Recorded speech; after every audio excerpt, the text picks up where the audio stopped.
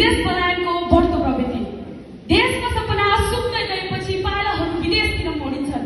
आजको पुस्तामा विदेश जाने चाहना स्वाभाविक पक्कै पनि होइन। विश्व धेरै खुल्ला भइसकेको छ। अवसरहरू सीमित भूगोलमा मात्र बाँधिएको छैन, तर विदेशको बढ्दो आकर्षणले हाम्रो घर, आँगन, गाउँ, बस्ती र देशको मेरुदण्डमा कस्तो प्रभाव परिरहेको छ त यसलाई गम्भीर रूपमा बुझ्न आवश्यक छ। हामी सबै जान्दछौँ आज हरेक विदेशिएका छोराछोरी, श्रीमान श्रीमती, छुट्टिएका परिवार, आमा बुबाको खल्लो अवस्था देखिन्छ। गाउँमा उस्तै गर्छन् तर शून्य हाँसो। दराजमा भरिएको कपडा छन् तर खाली कोठा। आमा बुबाको आँखामा उस्तै चमक छन् तर भरिएको आँसु। युवा शक्ति जो राष्ट्रको भविष्य हो, रोजगारीको अभाव, राजनीतिक अस्थिरताको समस्या र आर्थिक दबावका कारण आफ्नै देशमा बस्न सकेको छैनन्। यही नै हो बढ्दो विदेश पलायनको वास्तविकता। त्यही एउटै प्रश्न, यहाँ बस्न भविष्य छ कि छैन?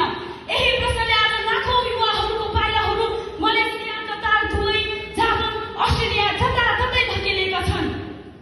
जियो एफ्रिका ताजले गर्दै बन्द छ। एक वर्षमै 7 लाख भन्दा धेरै युवाहरू रोजगारीका लागि विदेशिएका छन्। प्रतिदिन त्रिभुवन अन्तर्राष्ट्रिय विमानस्थलबाट 2500 देखि 3000 को संख्यामा युवाहरूसँग उडिरहेको देशको दक्ष जनशक्ति, देशको आशा। यो संख्या केवल कथाका मात्र होइन, यो त घरको आँसुको हिसाब हो। विदेशी नै गरेको एक युवाको भनाइ अझै पनि मेरो मनस्पटलमा छपिएको छ। सपना ठुलो र देश सानो भएर म विदेशीको होइन। घरको छानो फेर्नु छ, आमाको उद्रेको चोलो फेर्नु छ, बुबाको गौरवको कारण बन्नु छ।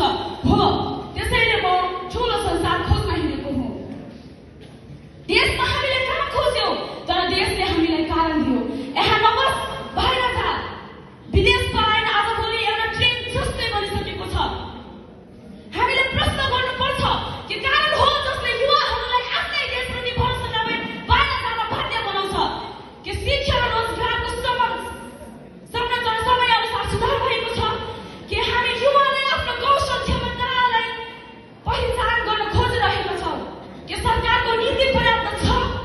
राज्यमा व्याप्त बेरोजगारी, राजनीतिक अस्थिरताको समस्या, सिप र अवसर बीचको ठुलो खडल। शिक्षाको नाममा सर्टिफिकेट तर रोजगारीको नाममा